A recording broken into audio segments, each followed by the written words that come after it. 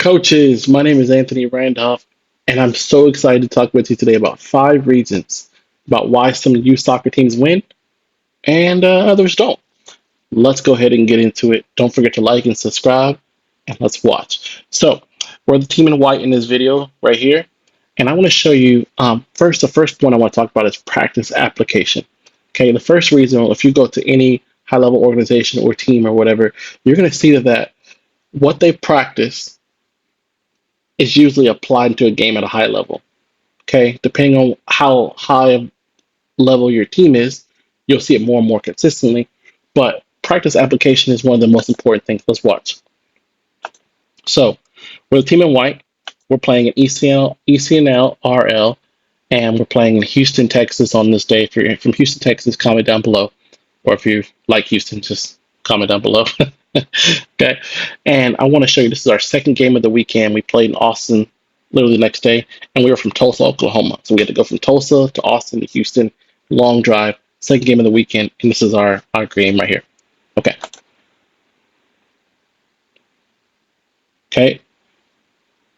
And I labeled some of these moments in here. Counter press moment. Okay.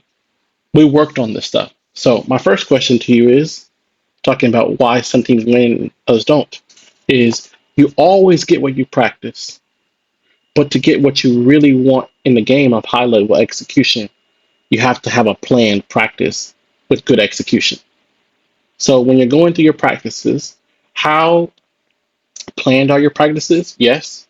But then how well do you know exactly what you want as a coach so that you can be able to execute on the weekend? Okay, do you know how you want to build out? Do you know how you want to defend? Do you know how you want to attack? Do you know how you want to do your throw-ins? Do you know how you want to do goal kicks? You're like, Coach, that's a lot. How do I teach that? I don't even train once a week, twice a week, 3 times a week. How do I do all that? Okay, well, you have a whole week, you have a whole month, you have a whole season to do this. Don't try to do it all at once. Focus on the basic stuff that are important to you for your success and the players to learn so they can apply on the weekend. Okay, so think about the 5 basic things that are important to you, and then practice those all the whole season. Building out of the back, your set pieces, your defensive organization, your attacking organization, and your transition. Work on that. So maybe the first 2 days, first two practices, you're saying, man, I'm working on how you want to build out of the back, and then how we want to defend if we lose the ball. Work on that for a week, so on and so forth. Always have an attacking piece and an defensive piece connected together. So practice application. Top level elite teams, you see what they practice, go into a game. The second thing is buy-in. Okay, so this is a game. We were in Houston, and if you've ever been in Houston, it is a different kind of heat. We're on turf. It's our second game of the weekend. We traveled almost like 8 hours or more, and we've been in 2 cities. This is our second city, and we're playing this game. Look how hard our guys are running to close down space. Little details. And I'm going to let you know for buy-in, because you might say, well, it's easy for you, coach, blah, blah, blah. I just can't get it with my guys. We were down in this game. Like, we went down early. Like, we were down like 2 or 3-0 early. And this is still. I remember at halftime, I literally told them, I said, hey, guys, we're playing great soccer. We're just not finishing our chances. We're not executing. I said, we can just bunker in and not concede any more goals and just keep kicking it long and go with that. I said, do you want to do that? That'll make us feel good. We won't concede more goals. He said, no, coach, we want to keep playing. We ended up losing the game by like 6-1. We scored 1 goal, and the players acted like we had scored 5, like we had won the game. Buy-in is what your players will do if it goes well or if it doesn't go well. Not just when we're winning. I'm bought in. You find out who's bought in when things are not going the way we think it should go. Who's willing to run? Who's willing? This is how you can tell people are bought in. Look at the organization when things aren't going well. We were already down in this game. Organization, sliding and shifting, closing space, doing the defensive dirty work to have this opportunity. Bang. transition moment. Bought in runners on a hot day you played for another game the other day, literally the next day. Okay, and then also organization. The third thing is organization. Okay, high level teams have a way about things. A way on the field, a way off the field. You can watch the sessions. The sessions are just set up kind of in, not just kind of set up any kind of way. The um, the parents are spoke to a certain way. The soccer is a certain way. The coaching is a certain way. There's a I don't know how to say ethos, a thought process, a belief where we do things like this, okay? And then you can go in some places where it's really chaotic.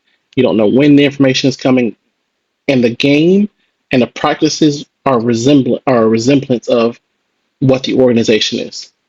So you can go to some sessions you watch and you're like, dang, everything's organized. The players know this, the other players know exactly what to do. They're in the right position. They're organized. They treat the session well because the session's planned out. They get there at the session, things are already laid out for them. So the players expect, okay, I need to be that way. And it shows on the field. You go some sessions and it's so chaotic, and you're like, oh my God, what is going on here? Okay, maybe you've been that. Maybe you are that. Nothing wrong with that. It's always an opportunity to grow. That's why we're doing this channel. Okay. Fourth thing is, how are you improving as a coach? You will hit a point as you continue your coaching career where you realize that where you are has eclipsed your coaching knowledge. Example: we were playing in one of the top leagues in the country, North Texas, and playing against FC Dallas's youth teams, a bunch of top teams, FC Dallas, Houston Dynamo. Realized that my level of coaching was not up to that level. I'm being 100% transparent with you. Was not up to that level. What did I do? For a little bit, I was prideful and I blamed on the players. But what changed? Because I have after I got away from my pride, I got around people that could tell me the truth. I went and I met with better coaches that helped me clear up my ideas. So lose your pride, find coaches, find podcasts, find organizations, find there's a good program called three, the word four and the number three. Coaching program is really good. That helped me a lot. That will show you how to improve as a coach, because you will hit a certain point in your environment, wherever you are, maybe where you feel like, oh, I don't really have to prepare for sessions. I know what to do. That's a dangerous place to be, coach. Because when you feel like that, don't think that mentality won't leak into your team. I'm good. I don't have to run back and defend. They'll cover it for me. Okay? You are the leader. So as long as you're pushing yourself and learning and you're progressing, then you could expect it from them, because they will see it out of you. They'll go, oh, coach, dang, we had to practice and everything was already set up. Everything was organized. Coach knows what he's talking about. Okay. Maybe I should listen. Different is a different ask. When there's a different ask, then you can have a different expectation. Okay. Like, you can't go to Real Madrid. You wouldn't expect to go to a Real Madrid training session. The players walk out and nothing is on the field. That would be no different level. Okay. And then consistency in practice and game preparation. So we talked about practice application, taking what's practiced and applying it to a game. We talked about buy-in. Okay. What your players are willing to do, even when things go right or wrong. Okay. Then we talked about organization, a way that we do things that is just kind of known.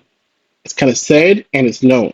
Then we talked about you being a constant learner, always willing to learn. And then we talked about, now we're talking about consistency in practice and games. So you might say, Coach, I hear you talk about consistency. We have games where we win and we have games where we lose bad. I don't know how to help us. Okay. Hey, look, I've had moments like that, and I may have moments like that in the future. I hope not. But you have to realize sometimes that winning doesn't make you a great coach, and losing doesn't make you a great coach. Pep Guardiola lost a bunch last season. Is he a bad coach? Okay, let you answer that. Comment down below. Now, you have to start and realize how consistent are you being in your training sessions. Are you switching up a session every or do you have like a core group of sessions, maybe 20, 30 sessions that you do throughout the season? So your players get used to, we'll warm up, we'll have a rondo, we'll have a this, we'll have a that, we'll play. When your players can feel kind of consistent and they're used to it, then you could switch and add different things in, but be consistent. You shouldn't go from, oh man, we have Italian food every night to, oh, no, we switch it up and now we're only doing American hot dogs. No. This week we're only doing hamburgers and we're only doing Chinese food. What? Your players are like, what are we doing? And then it shows on the field. So you need to be consistent in your sessions, consistent with what you say, consistent off the field, so that you can see a performance on the field, consistency on the field. The more consistent you are with your sessions, with your ideas, with your visions, with what you want, the more consistency you can expect from your players. Okay. Here's then you can also, am I improving as a coach? Who in my life as a coach can tell me, man, your session was really disorganized. What's going on? How are you doing as a coach? Your team is pressing the whole game and you're down 3-0. You're getting hit the ball headed behind.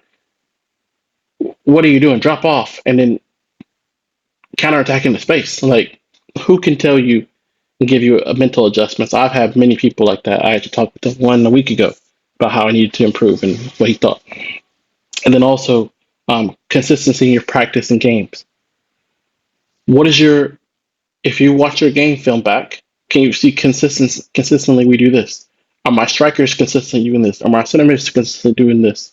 Those are things that you can all help you look at and go, oh, that's what winning teams do. Those are the 5 things winning teams do: application, practice application, buy-in, organization, improving as a coach, and then consistency in practice and training. If you do those, I'm highly sure that you will see an improvement in your team and you will get the see it in yourself. Okay? Don't forget to comment down below and like and subscribe. And I will see you next time.